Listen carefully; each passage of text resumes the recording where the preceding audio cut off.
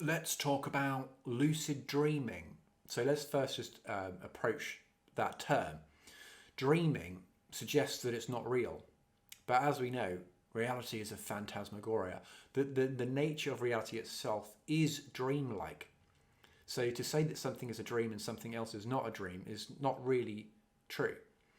So firstly, we need to address the fact that you are actually dreaming right now. It just seems like it's an absolute fundamental objective reality. But as Albert Einstein said, reality is an illusion, albeit a persistent one.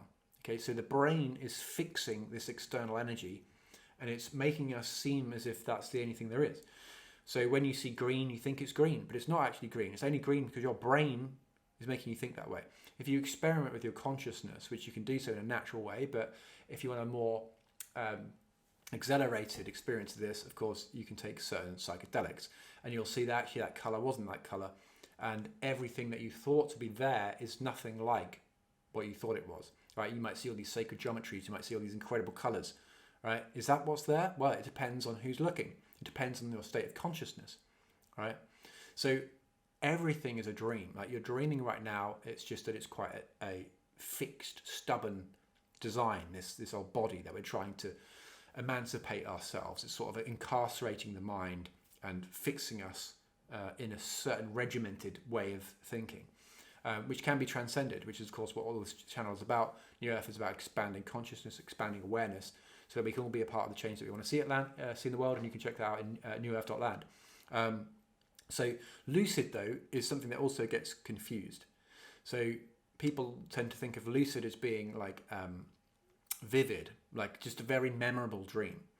But the difference between a lucid dream and a vivid dream is that whereas the vivid dream was indeed very vivid, very, very real, it was happening to you, right? You seemingly had no control over the experience. Whereas a lucid dream, you have absolutely 100% control over everything that happens in it. So there'll be a moment when you awaken in the dream and the penny drops. And it's very blissful, I have to say, because you can do anything. Get up to whatever you want, you know.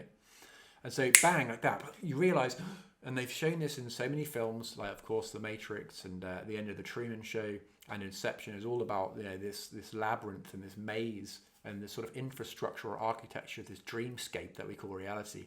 And all these different dimensions, all these different levels that are sort of analogously shown to us through that lift in Inception. And of course, you've got the spinning top, you know, just to remind you that you're dreaming. And this is what it's like. You can, if you're familiar with a book called Exploring the World of Lucid Dreaming by Stephen LaBerge, and he talks about how you can start to use your mind and question whether you're dreaming in your physical reality.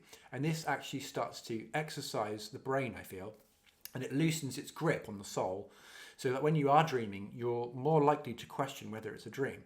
And so when the penny drops, now you're lucid, whereas formerly something was happening, and perhaps sometimes in some of my experiences, they've been almost nightmarish. And then it's like, oh my God, no. You know, it's incredibly blissful. And now you can just change it. Now you have access to your divine power and your superpowers. You can make someone who is this person become this person. You can make the sea a different color. You can make the sky a different color. You can make anyone appear, right? And it sometimes is quite challenging because you're looking at something. What you might need to do is look that way. You need to think that when you look that way, someone's going to be coming in that direction. So you look, and then there they are, and they're coming towards you, and you experience it's just like. And some of these experiences that I've had are so visceral. They're so tacit. Like you look in the mirror, and you know that's one thing that I want to do in these lucid states is find a mirror. And so you find a mirror, and it's you. It's your face, and you're touching it, and you're like, oh my God, you know, it's you in another dimension or density of reality. So I'd like to hear your experiences with lucid dreaming as well, because it's easily the most blissful experience you could have, because you can have any experience that you want. You know, it's all reality is all, you know, like people, you know, as a man thinketh, so is he, right? Is some of these law of attraction things that are filtering now into our reality. We're beginning to understand these high dimensional truths. And so it's more difficult down here because you've got this body which is sort of retarding the process. It's making it seem like that's not the case, that all is mind, the universe is mental. It's making it seem like things just happen to me and that you're a victim of reality. And so like I feel like that's you know, it needs to be balanced out, because like you are part and parcel the creator and curator of your experiences, right? I can now put my arm up there, I can put my arm down there, I could now go over here if I want, I could fly over there if I want, you know.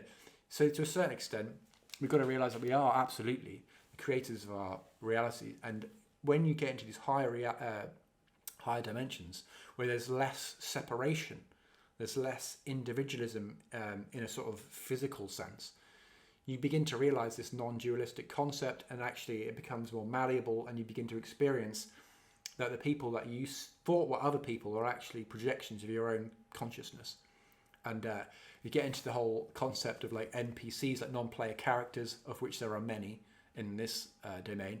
Non-player character being like, you know, like playing a video game, like a football game, and then you've got like you're controlling one player, and then these other players are running around doing sort of intelligent things, but they're all just happening because of an algorithm, right? There's no consciousness driving that. We can talk about that in other videos, but you ultimately begin to realize that this, what we call the universe, is actually a psychological phenomenon, and it's something that transcends our current, you know, level of normalized way of thinking about things, which has become incredibly empirical and very reductionist, very physical. Like we've celebrated matter over mind without realizing they're actually just two different conditions of the same thing.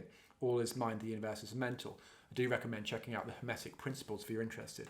But yeah, I don't want to take too much of a digression from the lucid experiences, because they are so amazing, so incredible. You will be, you know, depending on how you feel about your actual physical life at the moment, you'll be looking forward to that. Some of the best experiences I've had have been in these lucid states. So if you're feeling depressed, and, you know, I've often found that they only come to me when I'm spending more time on my own, and also at a certain time, seemingly a certain window, the witching hour, right, in the early hours, from about, you know, 2 hours before dawn. Like there seems to be some, you know, I'd say the chemicals are probably about right to access this seemingly different vibration of energy, which we think of as like densities, which are like the countries and dimensions being the continents, right? So, and we think of like the Akashic records, we think of the astral plane, we think of various different planes that have come to us through all these different philosophies, like Vedic philosophy and theosophy. If you're interested in Annie Besant and this kind of stuff. So much for us to talk about and explore on this channel. And this is all about, you know, raising human consciousness so that we can resolve a lot of the problems in the world, and so that we can become more lucid, so that we can become a much more wealthy, in terms of freedom, a much more wealthy and rich, abundant society. You know, everyone wants freedom. Everyone wants to experience abundance. Everyone wants to simply do what they want to do, right? And that we should all have the freedom to be who we are. You know, let's not pretend that we're someone else when we're sitting at a desk and we're having to work all the time, and, you know, we're having to be slaving away for rich people, you know, all our lives, when we can simply come together, decommodify shelter, energy, food and water, make those things basic human rights. That's what we're trying to do here at newearth.land. You can check that out in more detail. And yeah, I'm interested in hearing your lucid dream experiences. And, you know, I'll look forward to talking to you in the next few videos. All right. Have a good day.